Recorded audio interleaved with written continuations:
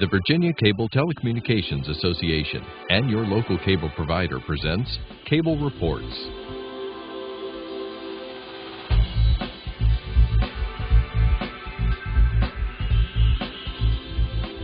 Join us now as Cable Reports brings you up to date on current issues facing the Commonwealth through discussions with your local legislators and other policymakers from across Virginia.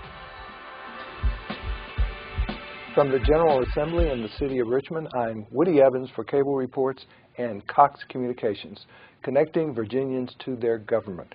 And let's connect you with one of the members of the House of Delegates, the Chairman of Courts of Justice, Delegate Dave Albo. Hello, thanks for having me. Good to see you. Yeah, nice segue, by the way. Yeah. I like it. So how are things going? We're into a new session. You have a new governor. Yeah. We have a new attorney general and a new lieutenant governor, all Democrats. Yeah, I think, this is my 20th year. So I've seen, I don't think I've ever been here when we've had all three Democrats at the statewide offices. So it's going to create an interesting 4 years, I think. It's interesting. I see the new lieutenant governor cast the first tiebreaker. Oh, really? Already? Yesterday in the Senate. I think it was on the bill that now would make the use of a cell phone a primary offense while driving. Oh, and he voted for yes, probably, yes, right? He voted for yes, absolutely. I think it was a 14-14 tie, and he voted for yes. I don't know who was absent, but they do have... So they made him work already. They made him work already. And, of course, we had a special election yesterday in Loudoun County that a Democrat won, and there's still one pending as the result of a recount. So who knows what's going to happen. The Democrats may have control of the Senate. Yeah, it looks like they probably will, I think. Of course, in the House of Delegates, you still maintain a good two-thirds majority. So business as usual there, but I know you're very busy. Well, yeah, I mean, I'm especially busy. I'm, member of the Courts of Justice Committee. We have more bills than anybody. And the second busiest committee is General Laws, which I'm a member of. So it's always a lot of reading for me down here. Absolutely. Well, tell us what your reaction and your colleagues are to the new governor, Terry McAuliffe. He's made a few moves recently. He's given a few speeches. As recent as yesterday, he's asking for more authority from the General Assembly to decide the issue of Medicaid expansion. Well, he's never going to get that from us.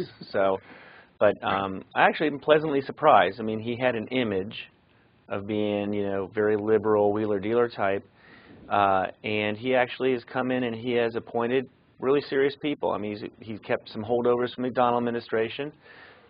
He has, I think, everybody he's appointed that I know of are mainstream, and that really, I think, bodes well for the state. It tells me that he knows that he has to run a government and he's going to appoint people who can get the job done rather than political hacks. And so I have to give him, high five on his selections. Yeah, I think people were pleasantly surprised that he retained Rick Brown, Finance, and Bill Hazel, Health, and I forget the cabinet member's name from Agriculture. Right, and then Sam Nixon, who Sam Nixon runs the entire state's computer systems for an organization called VITA, but he's the most competent appointee in the McDonnell administration, and that's a perfect example of that Terry appointed him. He's a former Republican delegate, but he said, I'm looking beyond party. I need the guy who can get the job done. So, yeah, I'm pretty pleased. So what's going on back home? We know we had a pretty big snowstorm, but yeah, going back home is one angry Mrs. Albo because my boys at home driving her crazy because there's no school. So I'm going to try to drive back tonight and see the family. In terms of your district, give us an idea of your constituency, your major employers, how the economy is doing there. Well, I mean, I'm in the southern tip of Fairfax County, so West Springfield, Lorton, Fairfax Station. I do grab Mount Vernon Mansion and Mason Neck. And so we're basically a typical Northern Virginia suburbia community. I mean, most people probably drive to D.C. or to Tyson's to work. A lot of military families, a lot of contractors and technology-oriented companies. So I grew up there, so it seems totally normal to me, so I don't know the difference. Right. Is there still a high degree of reliance on the federal government in terms of employment? Oh, absolutely. I mean, I know in my law practice, nearly every one of my clients is either a federal employee, a contractor, or working for one of those.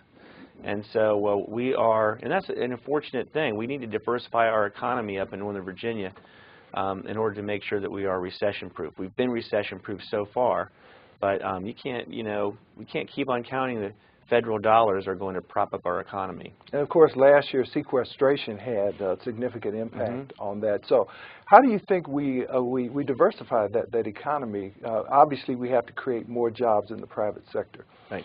Well, back in the internet boom in the 90s, we had a very diversified economy because there's a lot of private sector investment in telecom and the internet. Remember, it's pretty much invented in Northern Virginia: right. Cell phones, telecom, internet.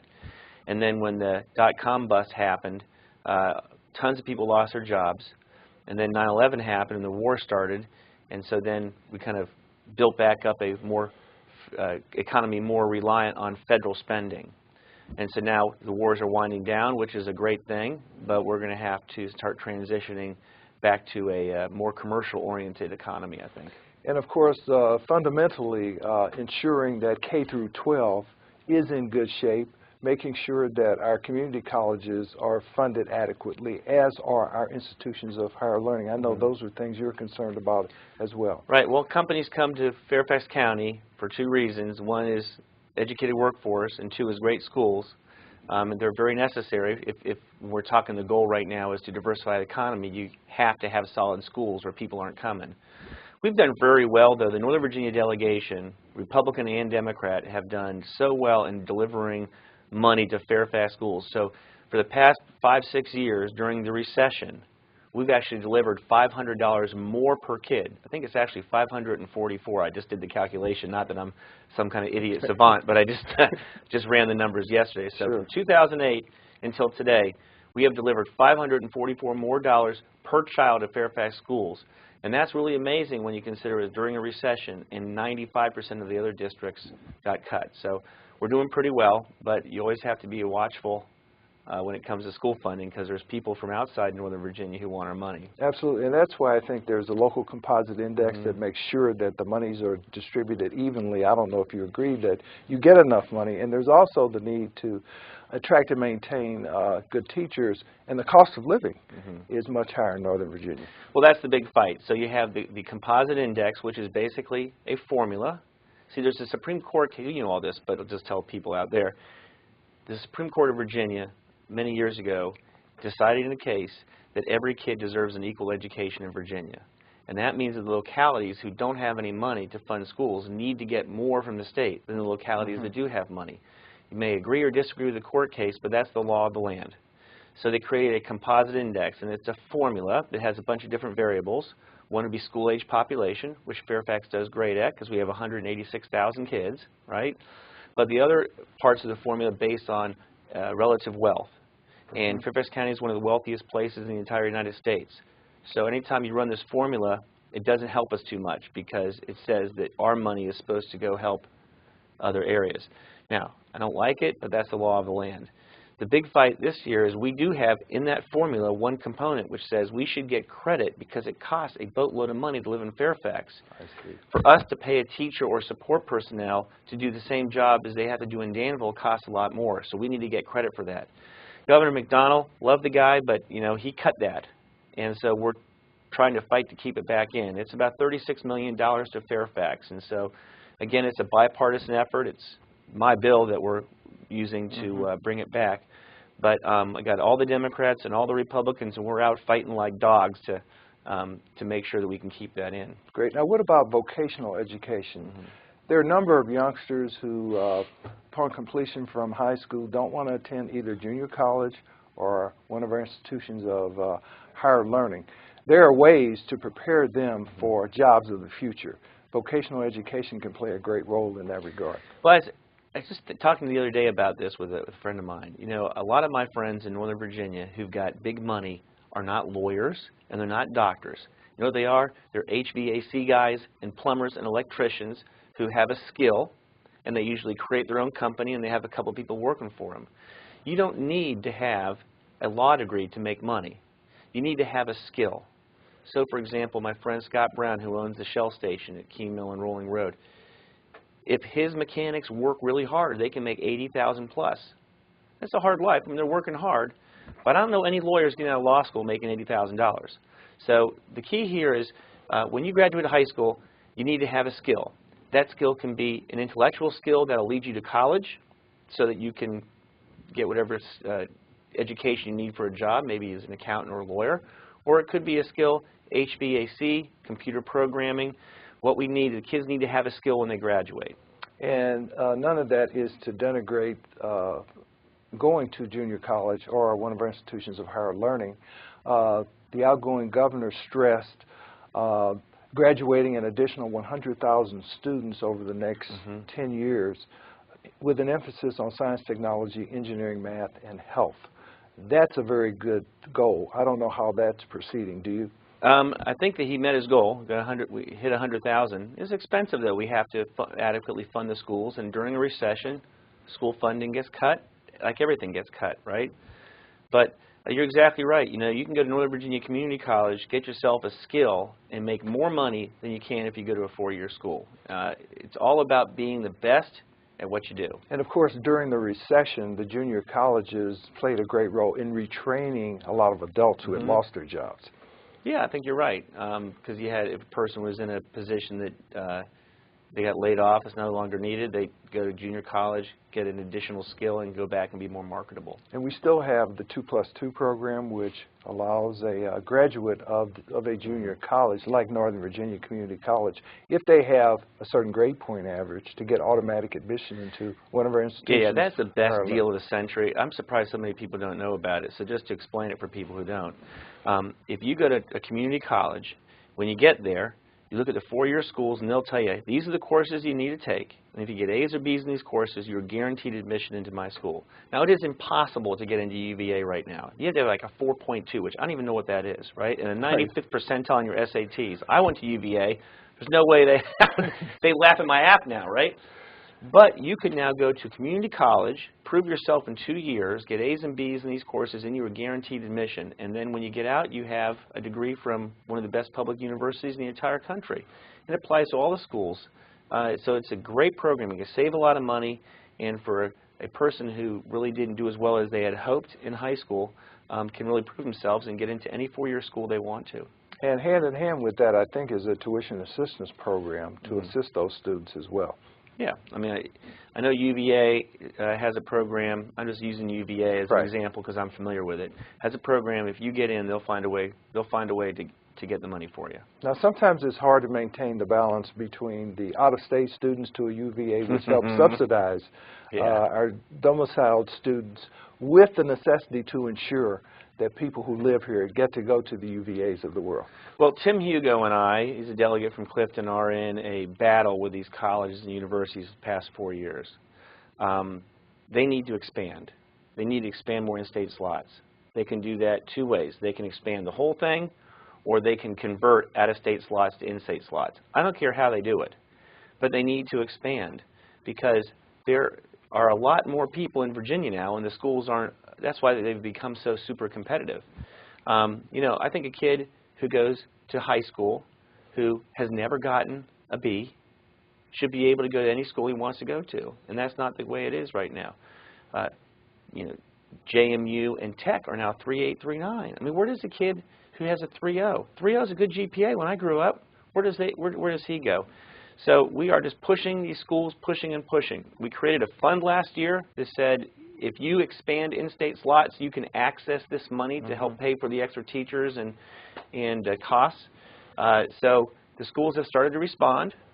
You know, I always tell them, I said, if you do it, I'm going to congratulate you. They've created 1,700 new slots in Tech, UVA, William & Mary, and JMU.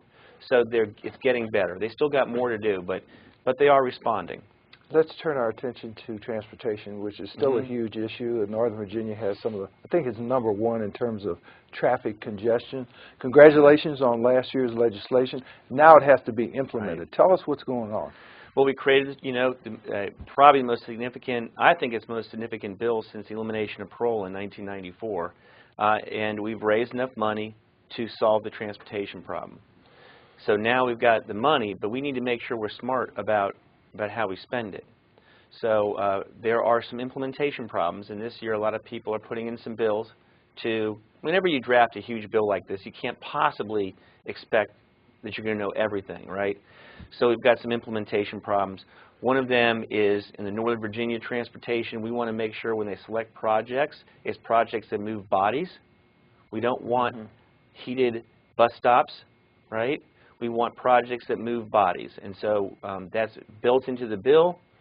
Some people think there's some loopholes. We're going to start closing the loopholes. I have a bill this year. I'm really worried about what happens when the Northern Virginia Transportation Authority puts money into something that fixes a metro problem in Virginia. How do I know that D.C. and Maryland will go, oh, well, since you're putting your own money into that, we'll just take your money and put it into the red line. So I've got a bill that makes sure that if we improve something on our part of metro, that it's above and beyond what we would normally get. So it's just kind of details like that we're trying to work out. I noticed there's an expansion of the HOV lanes, not directly in your district, but from what, Garrisonville all the way down to Fredericksburg, I believe. Oh my gosh.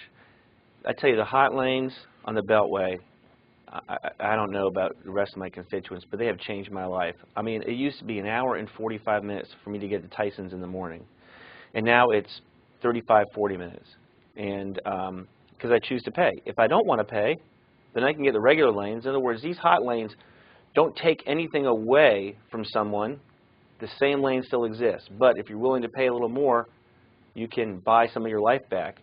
And so the hot lanes for me have been just an extraordinary game changer.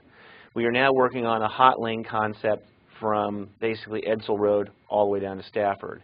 And so there's been a couple times this summer when I was coming back from the beach or going to the beach south and just sitting in 95 at where 234 in Prince William meets. Yes. It's backed up forever. And I said, how much money would I pay to get out of this thing? I'd pay, those days, I'd pay hundreds of dollars. Well, this is going to cost me $5, $6, right?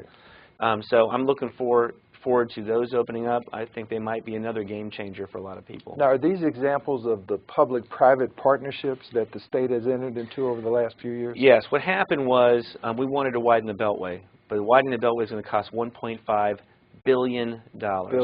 Billion. And we didn't have $1.5 billion. But a company said, I will build it for you if you allow me to toll these hot lanes for people who are non-HOV. So if you're HOV, you drive for free for a period of time until I can make up my costs and earn a reasonable profit.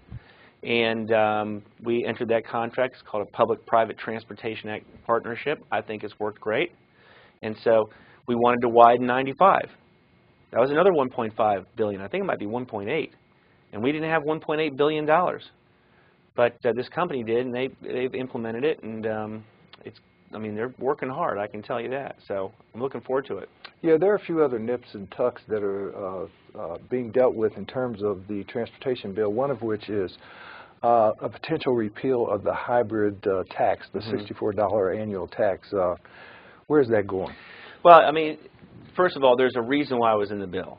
And the reason is that if you're driving an electric car, you're not paying gas tax. And gas tax is what we use to pay for the roads.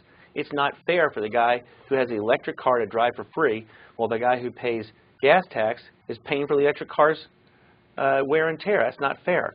So we said, if you have an alternate fuel vehicle, you're going to pay $64 a year. How do we come up with that? That was what the average driver pays in gas tax per year. Well, every great idea, sometimes there are some problems. What we didn't realize at the time was that hybrids, some of them like a Prius, use very little gas, but some hybrids use a lot of gas. So for the hybrids that use a lot of gas, it wasn't fair to charge them $64 because they are paying some in gas tax. So we went back and forth trying to figure a way to solve a problem, but there was just like no way to do it. So we'll still retain our charge on electric cars, but the hybrids, I mean, I just don't see how we make it work. So they're just going to scrap the whole thing and go back to the drawing board. Now, there was another provision that was contingent upon a piece of federal legislation, I think the Internet Tax Freedom Act, which passed the Senate, I believe, but didn't make it through the House, or vice versa in Washington. But I believe there was a fix for it in the transportation bill. If it didn't pass, then the sales tax would increase, I believe. Actually, the gas tax will go back up. We cut the gas tax from 17.5 cents to 10 cents, and then we turned the gas tax 10 cents into a percent. Okay, so I think you're paying now 3.5%. The reason we did that was the whole problem. The only reason we didn't have any money was because it was never indexed to inflation back in 1987.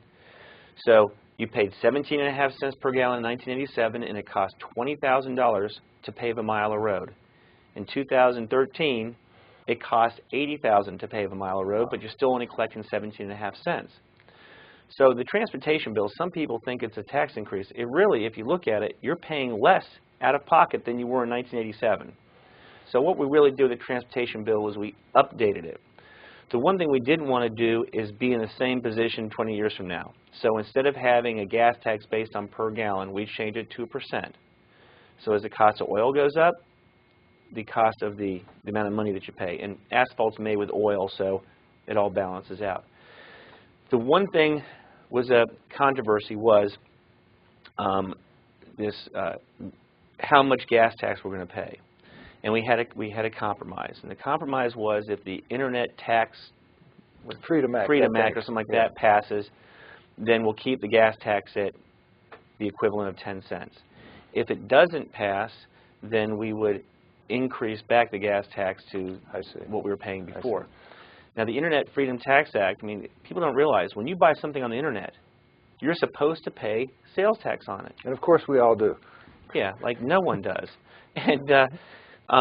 And people who don't pay, what you're supposed to do is, and maybe because I'm a legislator and I'm, more people have more scrutiny on my tax filing than the average guy.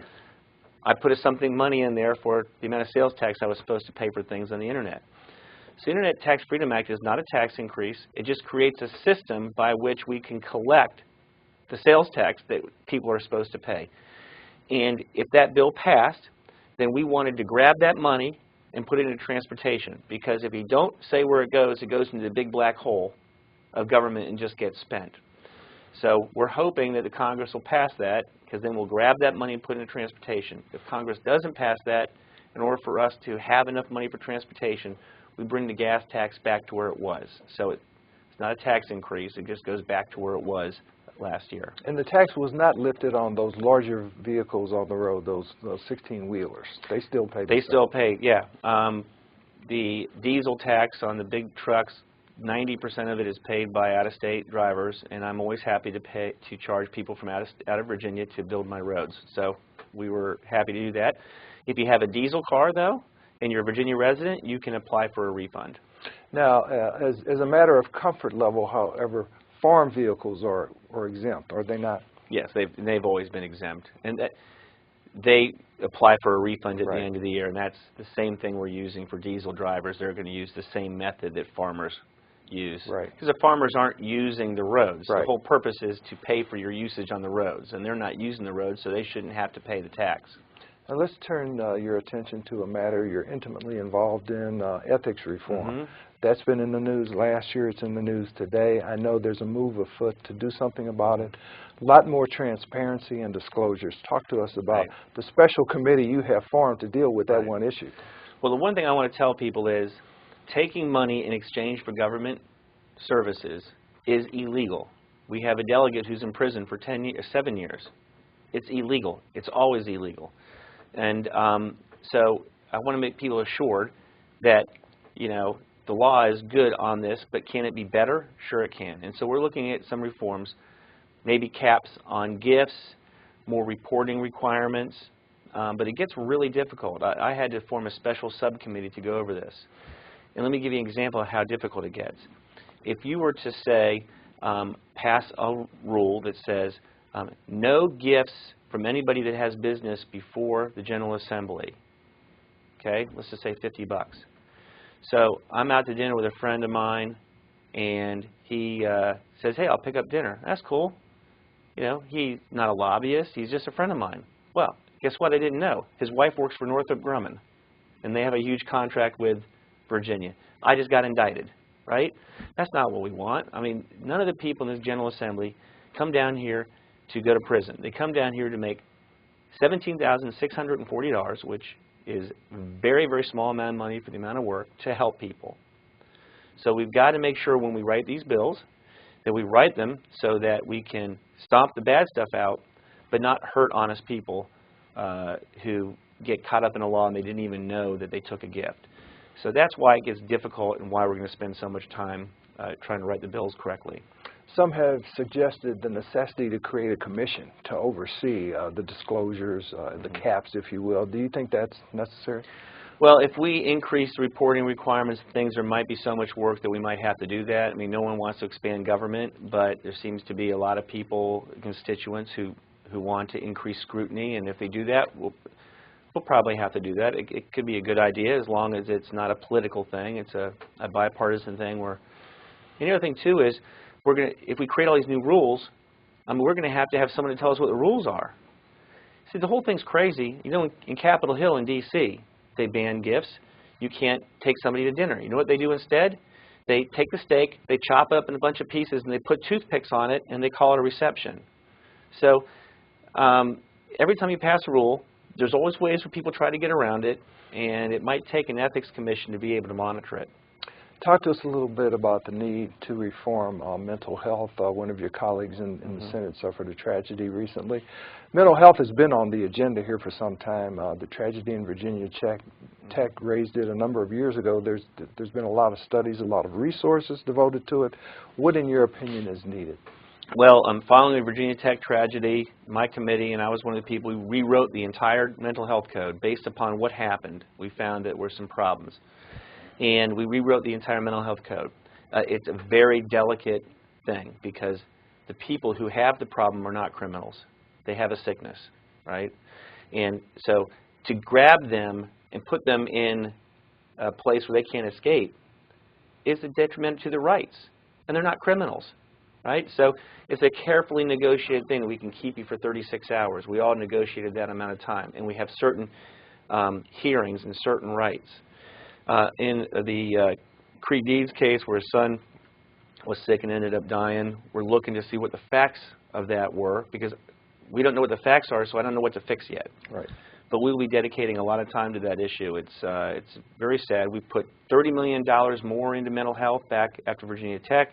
Governor McDonnell, I think, added another $30 million to help people and fund places for people to go, government officials to, help people take their meds, things like that. So it's really sad, but it's a very important thing we're going to be doing this year. Gosh, I wish we had more time. We've only got about 30 seconds left, and I need your opinion on Medicaid expansion, yes or no? I'm a no, but not an absolute no. Gotcha. I mean, the main thing is I need to make sure that we can walk away. If the federal government pulls the rug out from under our feet, I need to be able to walk away because I'm not going to get stuck with $1 billion a year bill. Great. Good to have you, Dave Albo. Thanks for having me. Appreciate it. Hope to see you soon. Thanks. Thanks for watching Cable Reports, brought to you by the Virginia Cable Telecommunications Association and Cox Communications, connecting Virginians to their government. Until next time, I'm Woody Evans.